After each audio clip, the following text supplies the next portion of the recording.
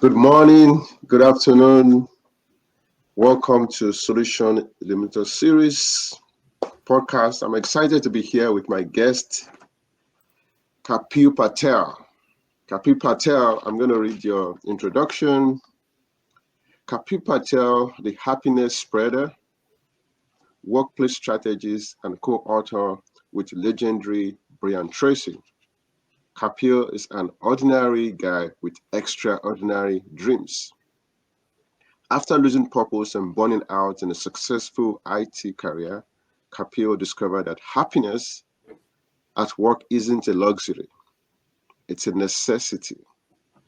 Since then, he has interviewed hundreds of youthful, purpose driven individuals, studied the science of fulfillment, and created the GPS for Happiness TM framework to help organizations to turn disengagement into joyful ownership. Kapil co-founded a multi-million dollar IT services company and founded Inspiring Happiness at Work to build purpose-fueled, high-performing teams with the vision of empowering 10,000 employees by 2027 to take the charge of their growth and fulfillment.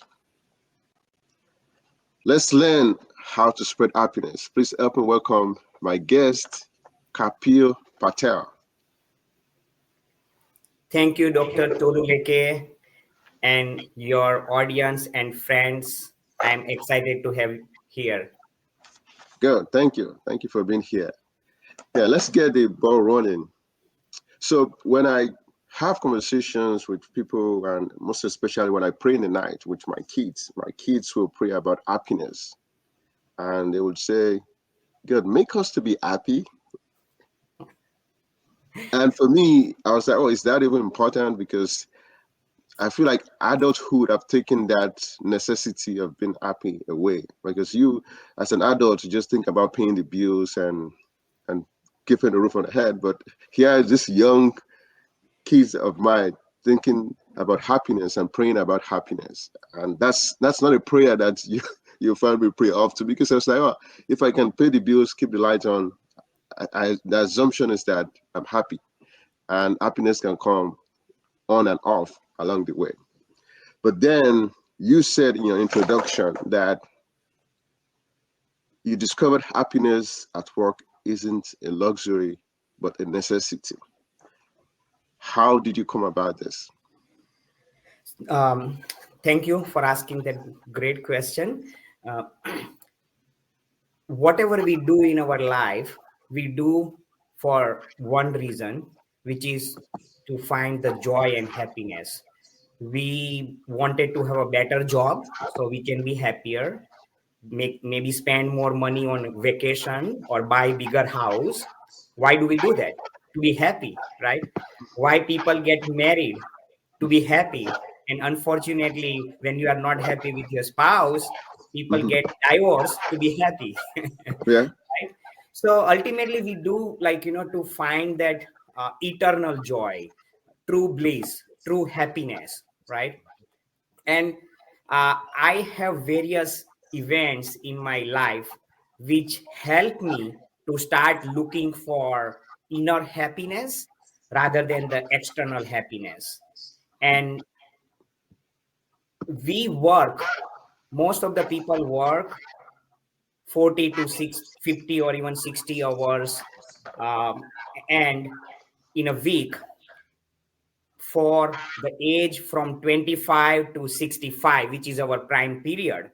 Yep. And unfortunately, Gallup survey says 70 to 75% employees, they wait for Friday to be happy.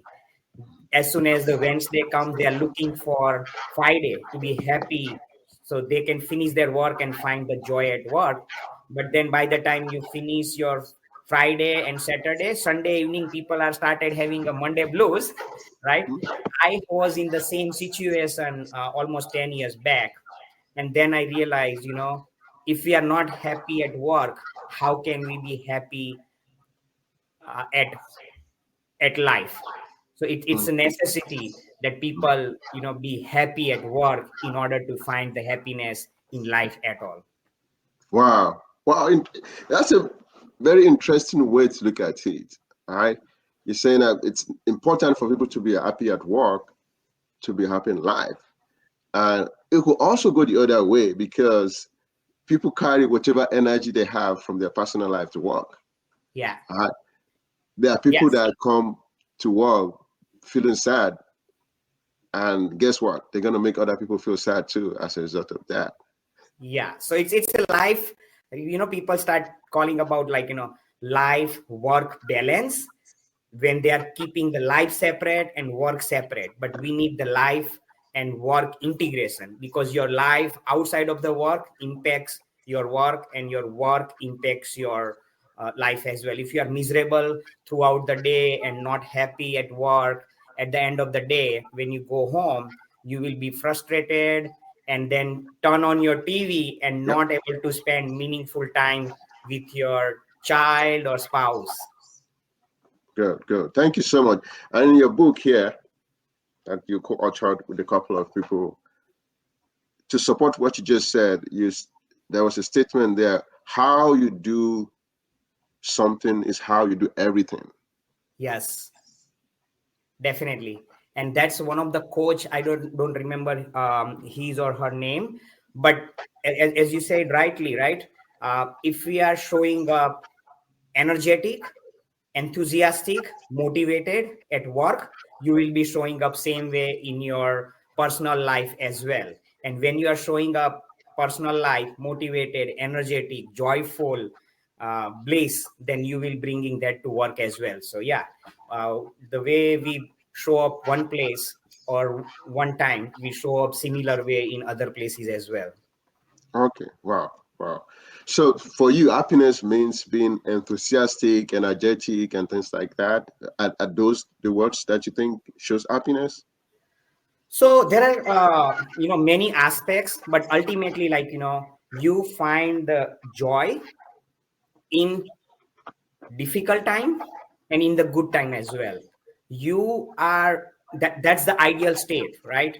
You don't, like, if someone is angry on you, of course we get upset, but then immediately you try to come back as soon as possible, which is Tony Robbins says we need to come back into our beautiful state of mind. How long we stay in the beautiful state of mind, it's not about, like, we will not have problem, we will not have challenges. It's not Mhm. we will not cry at work. Yeah, we might cry at work as well, or outside of the work, but it's basically how we bounce back soon, especially in our mindset, right? Often sometimes people, when they're angry or upset, they keep that energy for days, for months. And sometimes if you are in those unfortunately depression or bad states, we go through the months and months without basically coming out of that state, right? So Mhm. either you can be in a beautiful state or suffering state.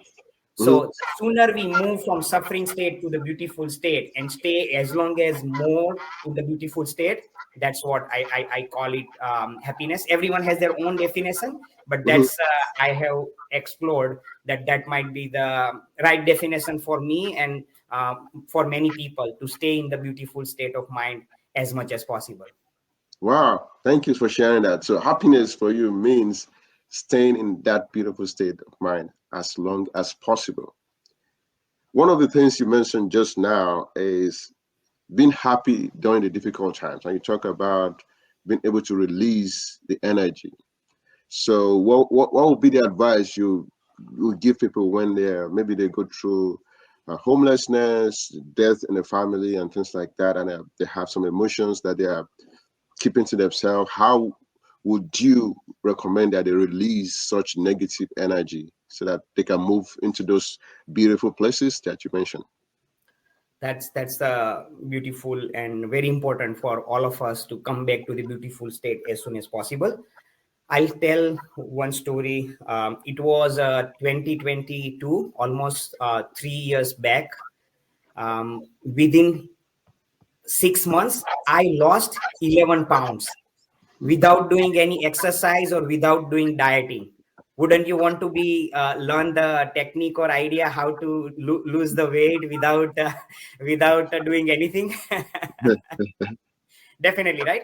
But I would say whatever happened, I don't want anyone to go through that, because that was the most difficult phase of my life.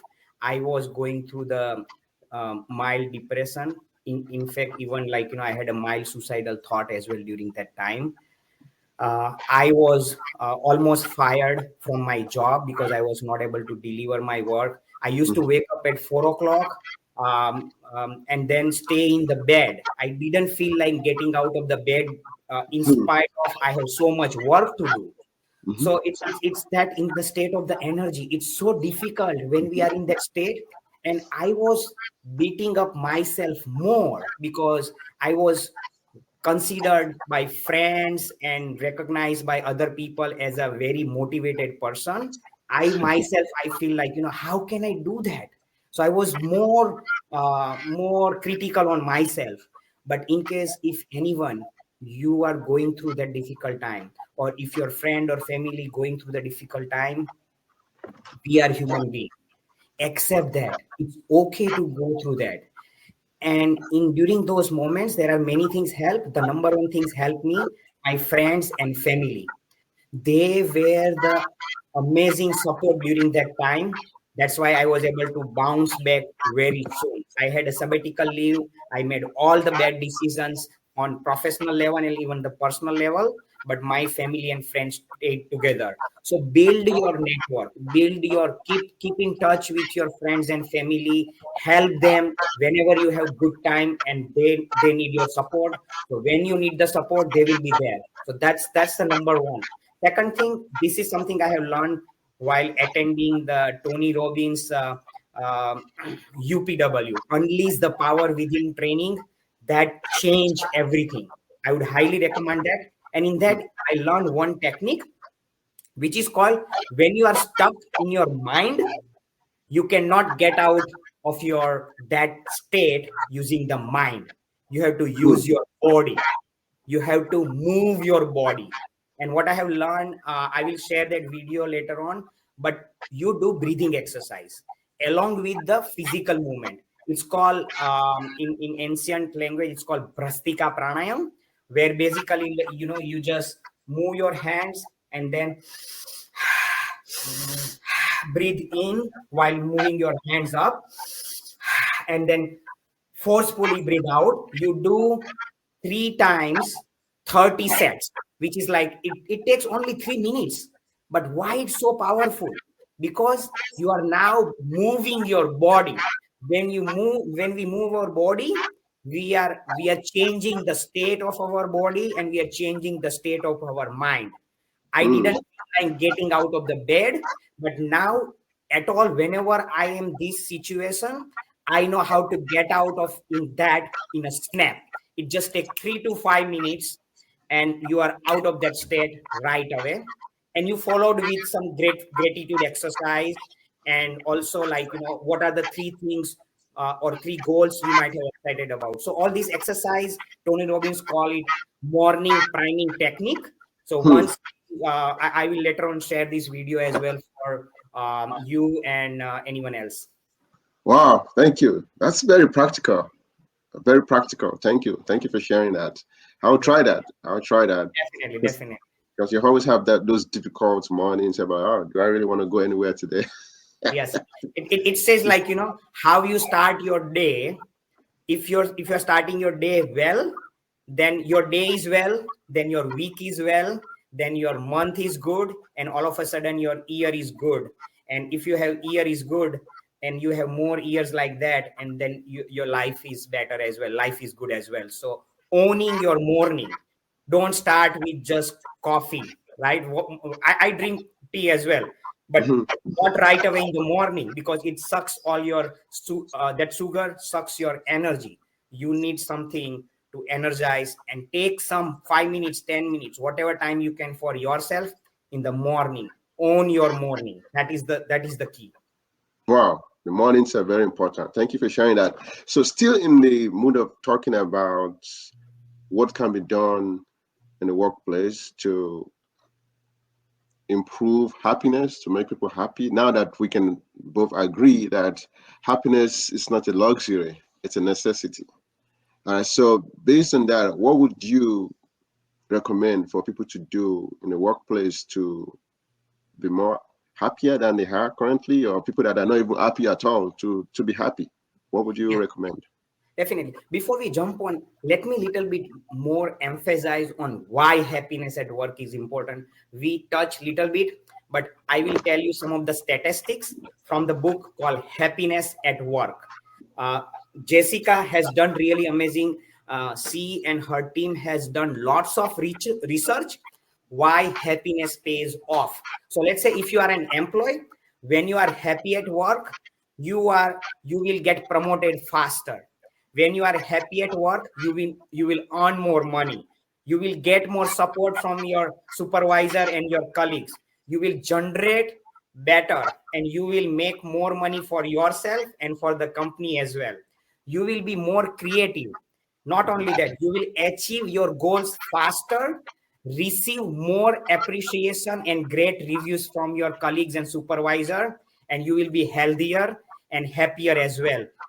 If we talk about the number, the people who are happy, they have 180% more energy. When you have more energy, you will accomplish more. Energy is the most important aspect of our life. At the end of the day, if I don't have energy, I'm not in a mood to tell a bedtime story which can build the character for my son. But if I have energy, I'm going to happily do that, and that will not make me happy but build his character as well. So that's just one example. 108% more engaged. When you are more engaged, Gallup survey says you get more, companies get more profit, almost 23% more profit, 40% more, 40% better quality, Mhm. almost good percentage of number. I'll just tell you the exact statistics. Yes, 23% more profit for the company, 10% more in the customer loyalty, 41% in the better quality, or less defects. 81% employees are less absent when they are more engaged, and 18% in productivity in the sales and other way, and 66% employee well-being. So it's, as I said, right, happiness at work is not a luxury, it's necessary, and that's so important. So now, why, as we covered why, right, how can we be happy at work? So I'll just give you an example, right? um there is some background noise. I don't know what's going on. Yeah, can you hear me? Yes, I can hear you. Okay, all right. Okay, so there is some kind of echo. Are you able to hear the echo? Yeah, I can't hear anything. I can hear you, but I'm not hearing any echo. Yeah. Okay, then we are good. Okay, so happiness at work, how can one can achieve, right? So there are multiple aspects, and in, again, the Happiness at Work book, Jessica said that there are four capital, right? Most of the companies focus on financial capital, right, how companies can make money, and then also they focus little bit on human capital, how to give them the skills, how to give them the necessary tools, and also whatever needs to be them to get the high financial capital.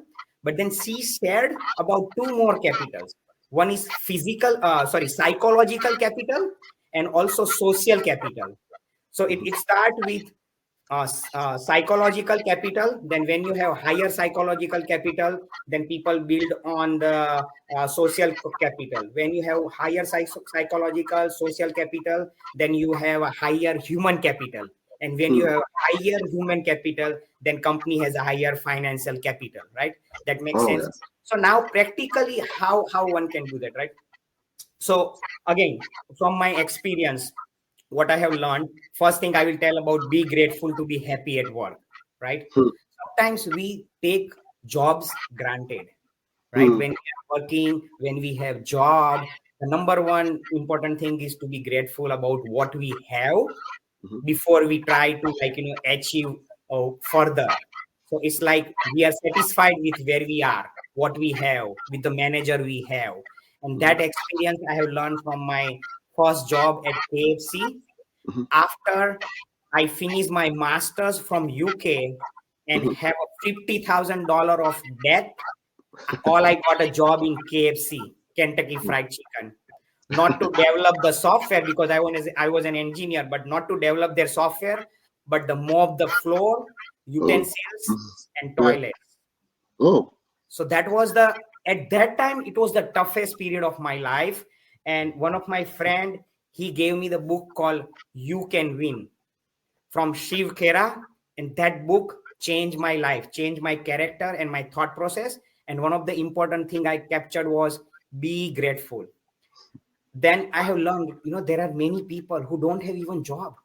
At least I have a job, right?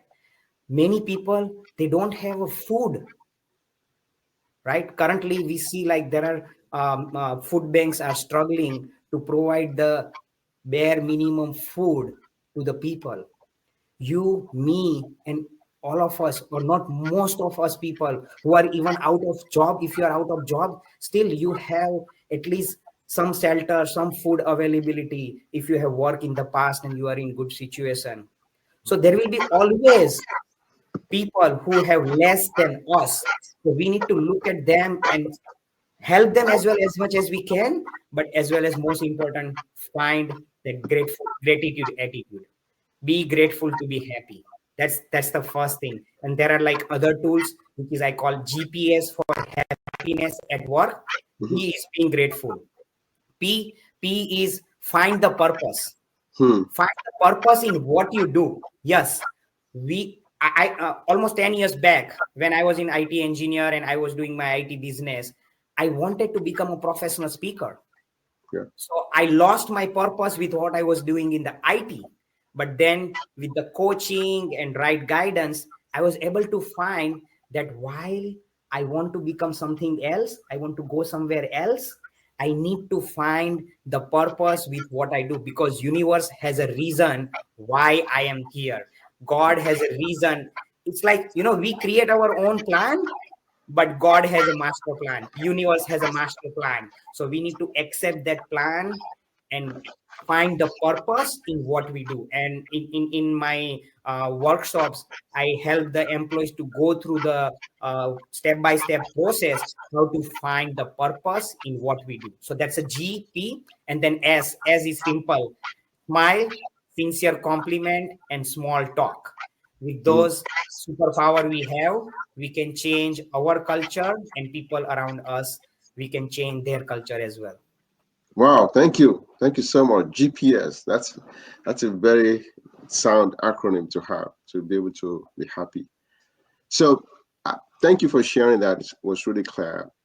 One of the things that also happen when you work with people is the expectations that they have of you and the expectations that you have of them. And in the best situation, if it's always when those expectation matches, True. and when it doesn't match, when the expectation you have of somebody doesn't match with what you have of them, what do you do? How do you fix that? Before I share I would like to learn from you. What's your thought? What you have from your experience? How did you handle that situation? If you don't mind to share. Oh wow! Thank you, thank you for putting me on stuff. So for me, it goes back to communication. That's the easiest way to. I most of the time, I think the reason why that becomes a problem is when the communication is not clear at the beginning. And the reason why communication is not clear could be so many things. Could be cultural, could be the fact that the person communicating is just not interested in communicating very well. It's because there are two differences, right? It could mean that somebody don't know how to communicate clearly. It could also mean that they don't want to communicate clearly. So, so it's multifaceted when it comes to that. So yeah, for me, communication was usually the first way to solve it. But then it might not be communication as the problem. It could be something else. Right? Very well said. That's the one of the key aspect, communication, right? communication gap between my expectations and your expectations, communication gap between my why and your why, right? And that's you have shared so much very well, and that's something I have learned from, again, Tony Robbins. We have invited Tony Robbins uh, enterprise level coaching and training to our employees when I was with VTech Solution.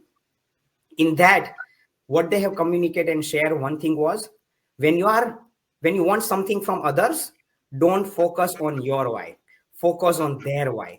Because when you are focusing on their why, then they will be get more excited, because now you are talking in their language, right? So that is very important. Communicate with why, and most importantly, don't start with your why. Focus on your boss why, your colleague's why, then your spouse why, and then also your customers why, right? Because our human being are hardwired. By default, we think about our why. So that can solve lots of challenges. Second thing, this is something I have learned long time back. If I want to be happy, I want to not have expectations from others. It's very difficult. It's very difficult, and it's not happen often. But I remind myself that I need to keep in check with my expectations. If I don't have any expectations from you, then whatever you are delivering, that's a bonus for me, and I will not be unhappy. I will be happy, doesn't matter. And that's something you can choose, or you can control up to certain level. Of course, we are human being and we are emotional creature, so it's challenging. But the more you practice not having expectations from others, that's the number one way to start your happiness journey and stay on that beautiful state. I'll just give an example, and especially it's very difficult when someone is very close, when someone is your friend, spouse. I have very high expectations from my son. So that's basically I have the most struggle and friction with my son. Power struggle, challenges, because I expect him to do certain way. And then same, my spouse expect me to have a certain way. And when I am not doing that way, then, she will not be happy. If my spouse doesn't do what my expectation is, I will not be happy. So these are very difficult and important aspects at work. Of course, you don't expect from others, that's the number one. But then remember, you can change that perspective, but you don't expect that other people will not have expectations from you, right? Oh, They will have still expectations, even though if you have realized that you don't want to have expectation. So you do your best, whatever you can, as per the expectations of others, whatever you can best, right? It's still, no matter whatever you will do, there will be always some higher expectations. So still you try you do your best. And one thing very beautiful I have learned recently, I was watching one movie, just a couple of days back, and in that, one person, it's a little bit like, very spiritual level concept, but I'll still touch on a little bit. So the guy, the guy, the man had a found his government very prestigious job, but he did little bit by bribing someone. So it was someone else turn, but he got the job. So other person didn't get it. But then as the karma, what karma was doing it. So now, and he did it because he wanted to impress and get the, his wife, his, the girlfriend to get marry him. Before the marriage day, he was stuck in the loop where basically on the 29th, the 30th of the marriage day was not coming at all. So he was stuck in that loop. It was, it's like a, in our life, when we do the karma, we stuck in our karma if we are not doing the right way karma, right? So he has to make a choice. Either he has to basically uh, accept his mistakes and allow that person to get his job, because the other person was doing suicide because of very reason, because he was not getting the job or whatever, right? And then if he tell the truth and give up that, then his fiance, she said that if you do that, then you will not have job and I will going to commit suicide. So now he has two difficult choices to make, right? So how do you make the decision? One thing was morally right things to do by doing the right thing, and then he was stuck in that loop. So same thing, when we face any challenges, at the core level, we know what is the right thing to do. So do the right thing, no matter what. It's very difficult, but whenever you do the right thing, and then you let the consequences decided by the God, because in your heart you did the right thing. In the same way, in the expectations, you do the right thing, not just because someone has expected, but if it's morally incorrect, morally not right thing, right? If your boss has some goal to achieve, and then he say, you lie to your customer or manipulate the customer, it's tricky situation. So you go deeper inside what is the right thing to do, ask what are your core values, and make the decision best possible. And at least you have done the right thing. So at least from your side you will not have regret. So its expectation is very difficult to meet, but then doing the right thing with the right mindset will definitely help, hopefully. And again, I'm not an expert in that area. Okay, I face challenges, I fail often. I'm on a path to learning that. Wow, thank you. A couple of things there. It's better to have no expectation. People will argue for low expectation, but you're saying no, N-O. That's something to think about. Start with low, and eventually you can go to the no expectations. So you also talked about doing the right thing. You're assuming that people know the right thing to do. That's an assumption. For institutions whereby people don't know what to do, and in this environment, asking is also a big problem. Asking for help is also a big problem. And that will lead to my next question around that.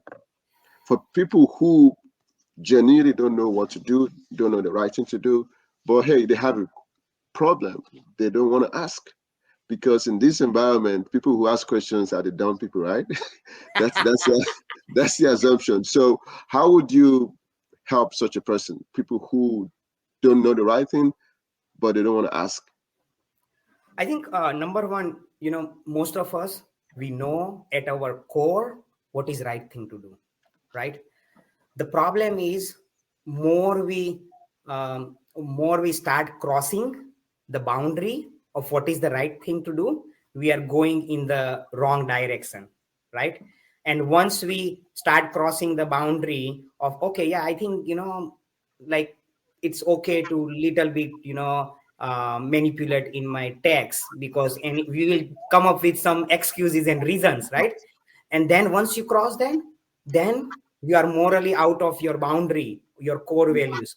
Now you'll say, okay, people does that more than what, more than that, it will be okay. So the more you start doing on the wrong side, you will start deviating from the which is the right path, right? Same thing when you start doing small step on the right side, right? When you have that core values, and then you will start doing the right thing on the slowly. It doesn't happen like, it's like, okay, I'm going to tell the truth to everyone, no matter what. No, Yeah. if you have been lying a lot, it's not going to happen. And if it happens, your life will be disrupted, right? So at least one step at a time, and you just reflect yourself. That's the number one. Like you have to go to your core. If you would be, and ask yourself, if my son or daughter at the age of 4 years, 5 years, 6 years, 7 years, what would they make the decision? Simple question. Because when we are child, we don't take the decision based on the expectations or based on the materialistic expectations or different expectations. They will mostly do the right thing because that's how we are born. But then society, media, and different has deviated us. So that's a two things. First, listen to yourself. Second thing, put yourself, just most innocent, truthful person, and what they will do. And then of course get them right mentor. This is the big identifying the right mentor at your work, outside of the work, and especially you ask the person who doesn't have any stake in it. Because let's say if I have my boss and if he has stake on it, and now I am asking to make the right decision, he will make the decision based on what is the beneficial for the business, and it might not be sometimes right. I will share one story. I met one of the guy, like I met recently. He's a kindness spreader in Ohio. His Yeah. name is Stuart. He's really amazing. He has been helping almost 3,000 plus schools in USA, where they are introducing different kindness programs to the children, how to be kind, how to, like, do things with the kind. And he shared one example that one of the employee, he knew what was wrong, right? But then where he was working, his boss or the owner has manipulated him, and he said that, okay, you need to give this instrument to their customer or something. So it was kind of a bribe, Mhm. but he basically, like, he knew something was wrong, but he didn't listen to himself, and he listened to his boss, where his boss has a stake in it, right? Yeah. So Mhm. then eventually he got caught, and Huh. then he got jail, right? So first thing, he knew what he was right. His heart was telling that something is wrong, but he didn't listen. And then whom he listened? His mentor, or maybe, like, at workplace, his boss. He has his stakes. So if you are confused what decision to make, you are not sure what is right, then find the coach or mentor who might not have stake on it. Because if someone has stake, then it might not be the more right decision. That's as per me. Good, good. Thank you. Thank you for sharing that. And in your book, you co-authored with a couple of others here. There's a couple of quotes that I really like there. I'm going to mention them. One of them from Anne Frank: "Life is a daring adventure or nothing else. Life is a daring adventure or nothing more." Another one from Fred Conrad: "Don't take life too seriously. You might never get out alive." Well, getting serious, right? Yeah. And another one from Freddie Conrad: "Self-deprecating humor has been the key to getting perspective when we take ourselves too seriously." So all those quotes, they have the same theme: taking ourselves too seriously, being lightheaded, and things like that. The question is, how does that apply in a workplace? How can you safely use that strategy in a workplace? Very good question. So I'll tell a little bit more perspective from the spiritual level, right? Mhm. What I have experienced and learned as well. We are the traveler in the sense, this body, we are a soul, and this body we have is our traveling instrument, right? So when we born, did we have anything? Like, did we have a house? We have money? Did we have clothes, jacket? No, we didn't have anything, right? And when we born, we still were happy, right? And when we eventually die, what we are going to carry? We are not going to carry anything. We will be just, we don't know the life after what, right? So we will not be have we didn't come with anything. We are not going to carry anything. We are a traveler. And I forgot the person's name. He said, we are the traveler, so don't worry, and don't freak out, right? So don't worry, don't freak out, just enjoy the journey, right? So same as workplace, it's very difficult, but I'll tell you one simple story, right? As I have learned to find the purpose in what we do right now rather than somewhere else. One day at work, it was 2014, somewhere in the May 13 or something. And then I was sitting on, I went around like 11 o'clock, and then I went to grab some water. And there was no water because the water delivery man didn't come on that day, and we have finished the water, right? So I was very thirsty. I couldn't drink the water, and then lunchtime happens. During the lunchtime, I didn't have water. I was very thirsty, and I was kind of complaining, right? Then one of my colleagues said, "Kapil, drink Coke, drink Pepsi. Why don't you drink it?" And unfortunately, in America, there are, I don't know how much level of Coke and Pepsi consumption is. People drink more Coke than water, but not for me. I said, it's without water, I don't feel like. But I started drinking anyway. And then after a few minutes, the delivery man come and fill the water. And then I was so thirsty, I just went quickly to that water station and fill up the water. I felt like I was thirsty for like days when I was just only thirsty for 3-4 hours, right? So then it hit me.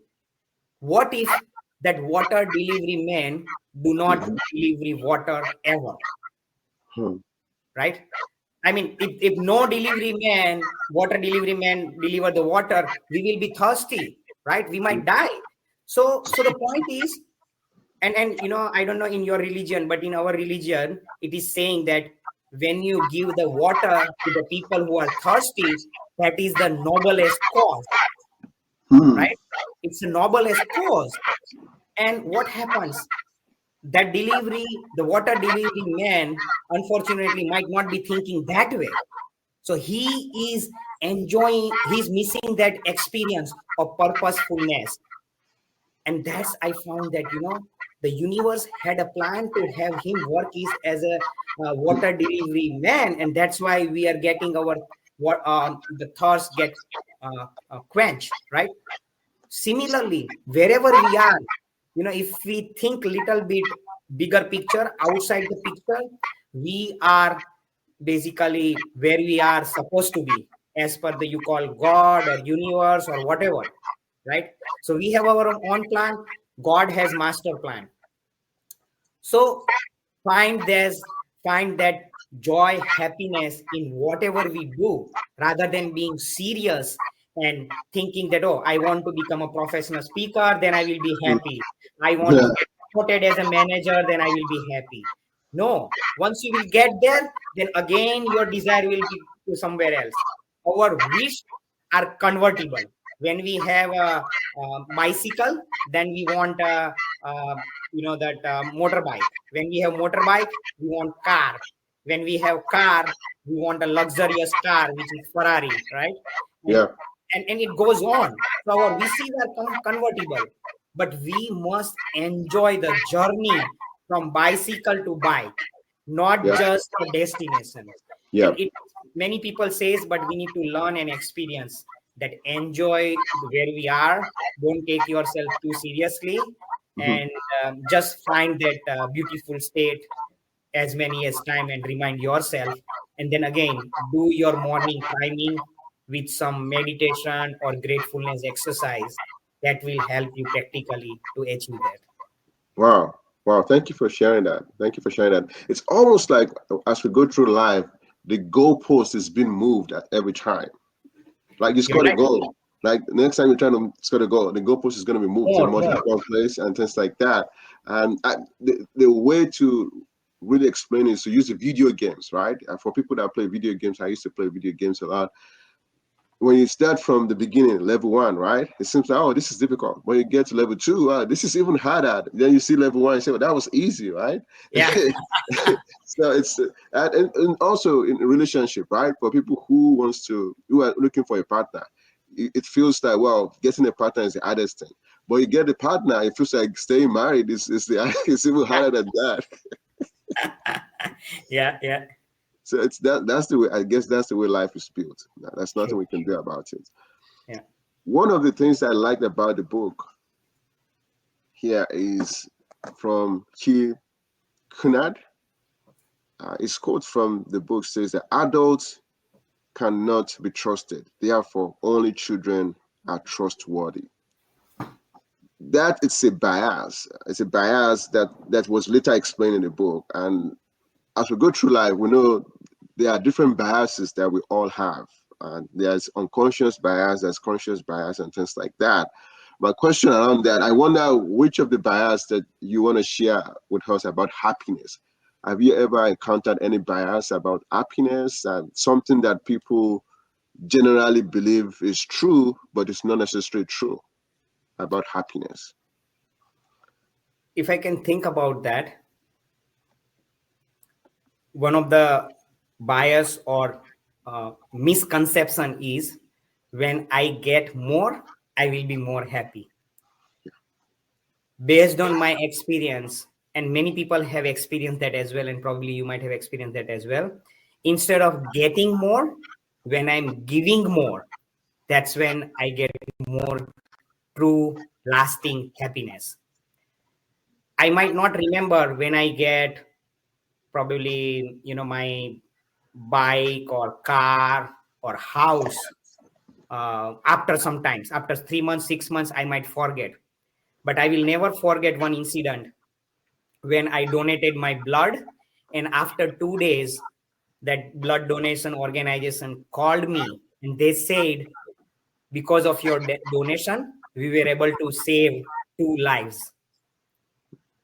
That that feeling, that joy has been staying with me for almost 15-20 years, and probably that might stay till I die, right?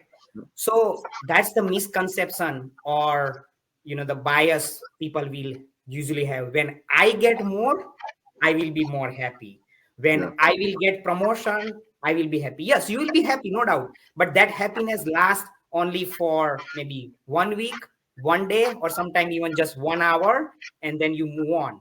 But when you do something good for your spouse, your kid, for even for the strangers, people you don't know, for the society, then that happiness stays forever. Similarly, at work as well, when you help some colleague without worrying that, if I teach, then I will be replaceable or someone will replace me.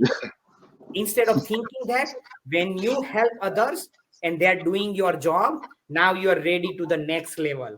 Now you are ready for the next work.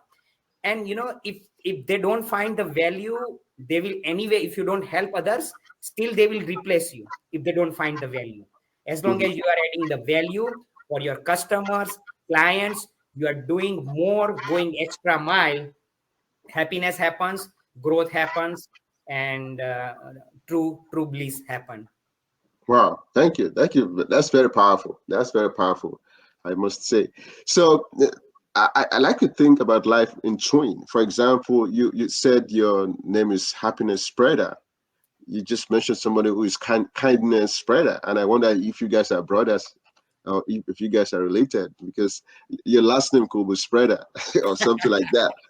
In the same manner, I also think that it would be very unfair if we talk about being happy without talking about love, because it seems like love is a universal language, right?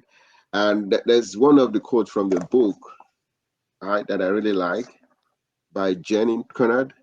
As my dad will say, love is like it's like lighting a match. What is challenging is keeping the fire alive, consistently bringing the wood, right? Uh, If you're married, you understand what that means. Another one from Jenny Conrad. Not only did I feel unloved, but I was convinced that love was a scam. Love is rigged, and I'm not worthy of it. That's one of the powerful quotes there. So that means that, I mean, love is something that we have to talk about when we talk about happiness. When you think about love under the context happiness, how would you measure that, and what would you recommend for people to do as regards to love if they want to stay happy? Love is love. And in just one word, if I were to say, or 2 words, just love. Right? At the core, we all know, we if we remove our fear, if we remove our conditioning, which either we have put it over the years of time, and then Jenny, my very good friend, she might have some of the experience, and in that experience she had put those conditioning during that time, and then after that she has breakthrough and realization as well. So when we remove those conditioning, we are the true source of love, who love other people unconditionally. We are the true source of love, who accept the love unconditionally as well. So we that love is always there from the God, universe, from the people around us. And I will share a little bit on that. Tony Robbins says all human has a 6 human needs, universal human needs. One of them is being have that certainty. We need certainty in our life, like we need food, shelter, basic certainty. Once we have received those, we need uncertainty, like, once I keep getting same food every day, I will not eat it once I know that I'm going to get the food. Yeah. So I need variety. After that, the third need is significance. We all want to feel significant, right? People do the tattoo. People will do different things to get the attention of the people, and they want to feel the significant, unique, right? Then these are not in the order, but the fourth need is love. So these are the 4 human needs: love and connection. We want to connect with the people. We want to love with the people, right? Fifth need is growth. We all want to grow spiritual. This the fifth and sixth are spiritual need, right? So growth, and then we want to have spiritual enlightenment, right? So these are the 6 human needs of all of us. And for me, before I done the unleash the power within training, we all have a 1 or 2 are very high significant need. So my top priority need was certainty. So I need more certainty in my life compared to many other people. So I need more certainty. So I was I was not ready to take risk because I don't like taking uncertainty. And then second one was significance. I would love to speak or different stages, places, and get the appreciation, acknowledgement, right? So those are my high needs were there. And then once I learned a little bit more, that if I want to really spread joy and happiness for others, and also I want to have a beautiful state of mind, I need to little bit adjust in my needs of the priority. I need to operate with the love. I need to have more loving attitude rather than worry about certainty, right? So when I am with my spouse or when I'm with my partner, instead of having those fear where I need to hold on the certainty, I bring out myself and then say, if I am a loving child, if I am loving unconditionally, what decision I would make? So that is shifting. And then now, instead of certainty, I am little bit more operating from the uncertainty, embrace the uncertainty. So now if I am okay with the uncertainty, then I will have less friction and fight with my son, because I want certain action, certain behavior, certain attitude from him. So this is what my invitation is. Understand about these 6 human needs. You can search Tony Robbins 6 human needs, and what are your 2 human needs currently. Usually we might have forgotten other needs when we are child, and when you said, like, when child are unconditional source of love, you love and accept the love, they operate from uncertainty. They are not ready or worry about taking the risk. They will put the hand in the fire and jump from anywhere, right? So they embrace the uncertainty and they embrace the love. They will hug you when they are very little, and then they grow, and then they stop hugging, they stop kissing, they stop saying, I love you, I care for you. So I would say, just like, understand your most primary human needs right now, and then slowly navigate to some of the more empowering needs, which is love and embracing uncertainty.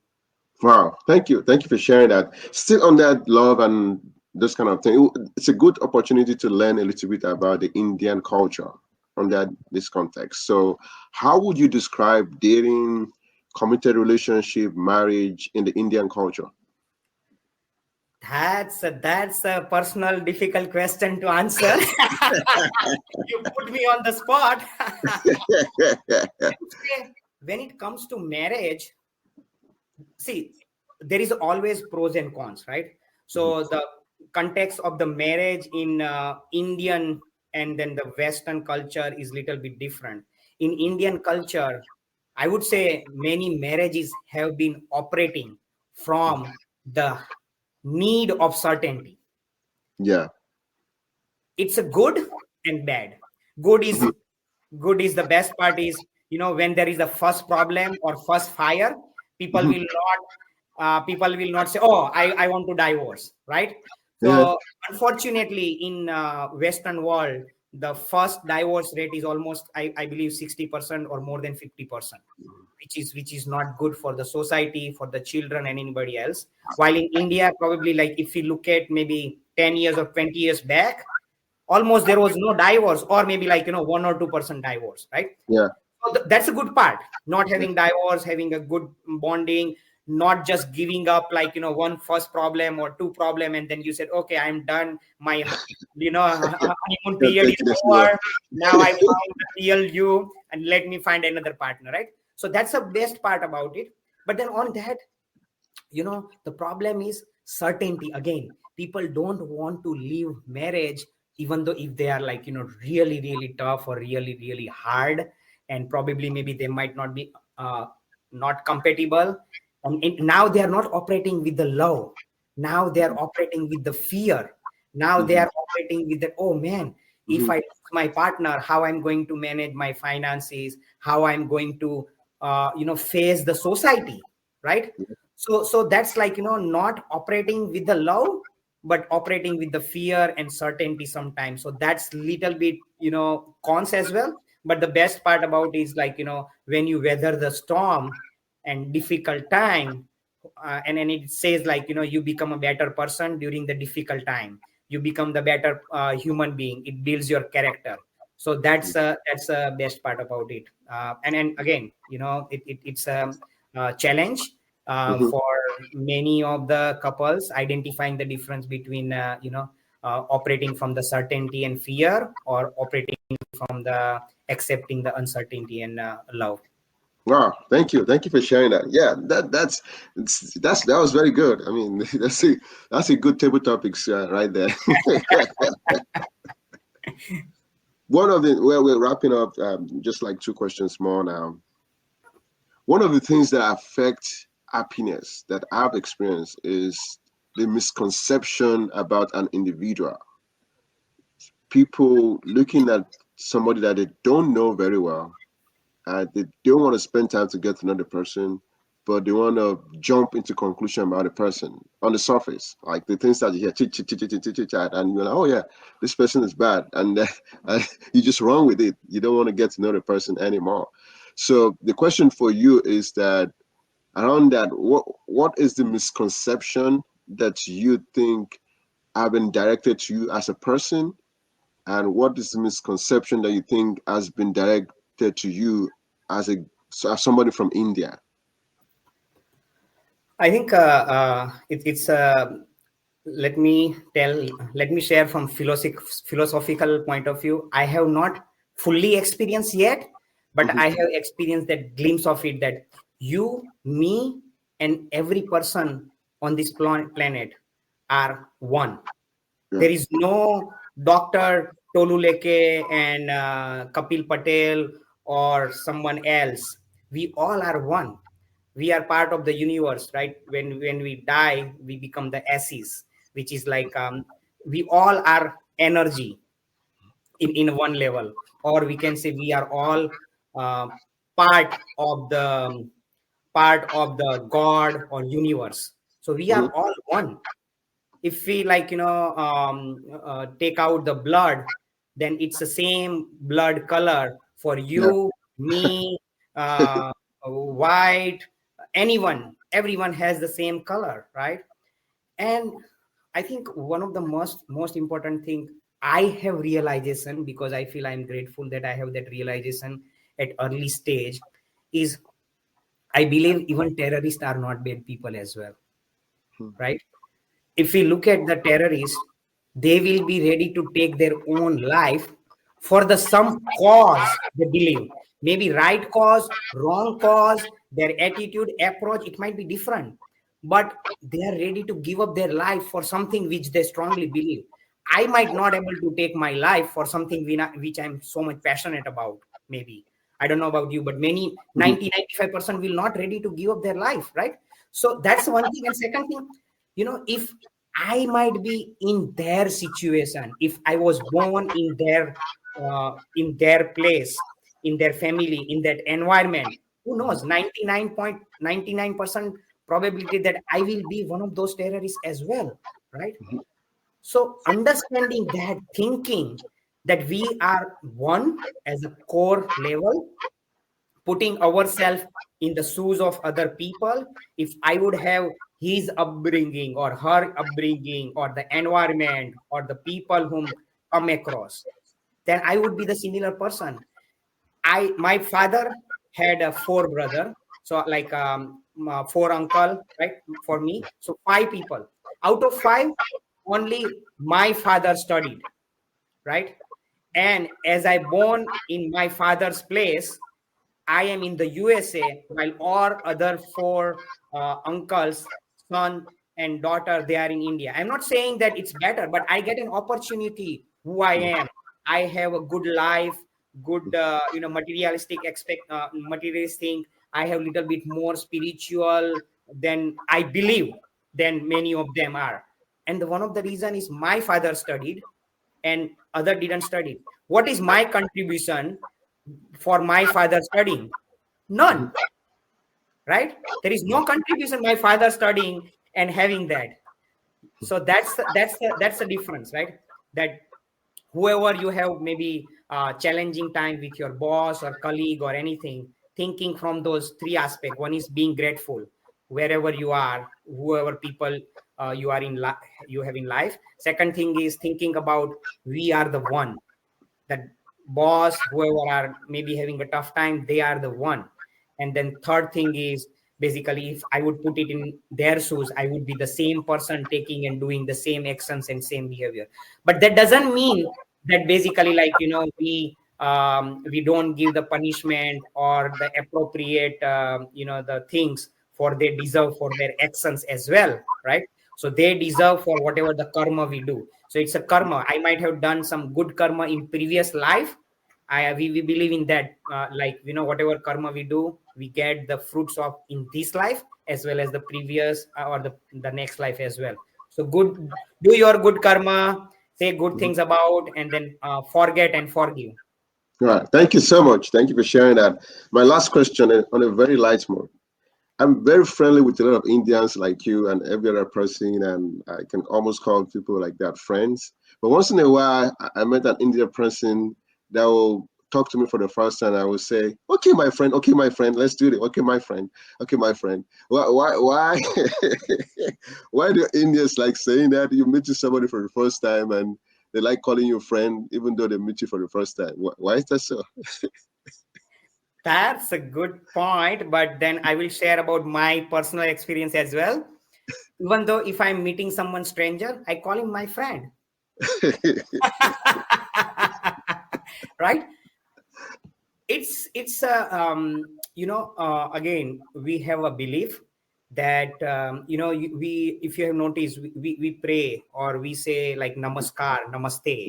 Mhm. So when we are doing namaskar, namaste, even though we might be meeting someone who might not be behaving good or who might be doing bad karma or bad things, still we do the namaskar, right? Mhm. Namaskar is usually do when you pray someone.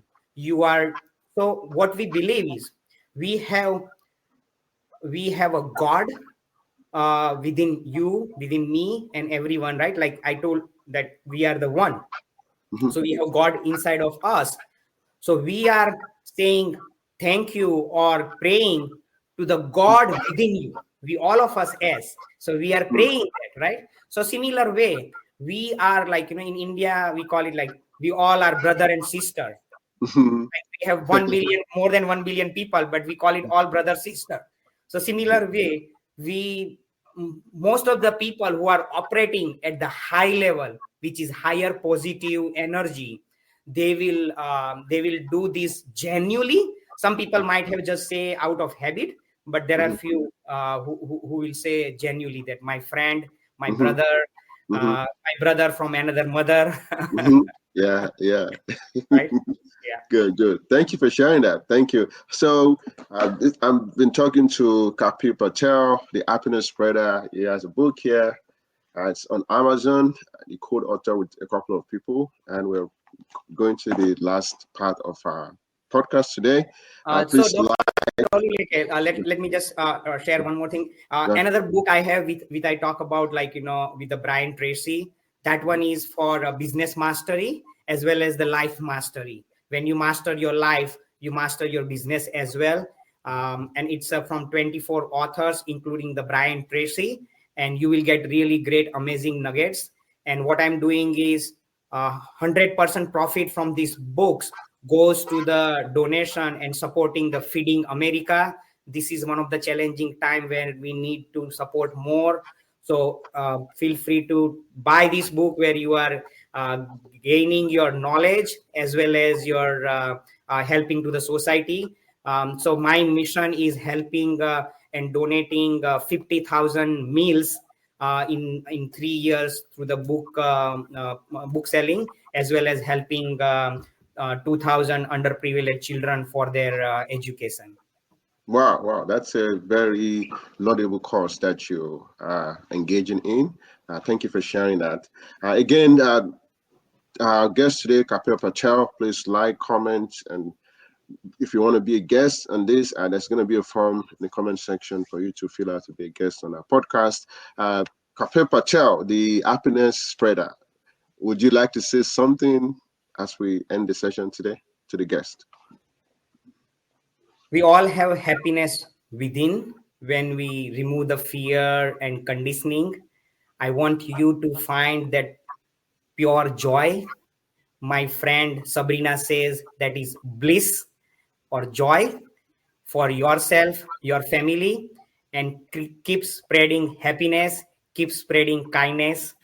Thank you. Good. Thank you so much. Thank you for being here, Kapil Patel. And this is the point we end our session on Solution Eliminator Series Podcast, the 39th episode on happiness. Thank you. Bye. Thank you. Bye. Thank you so much.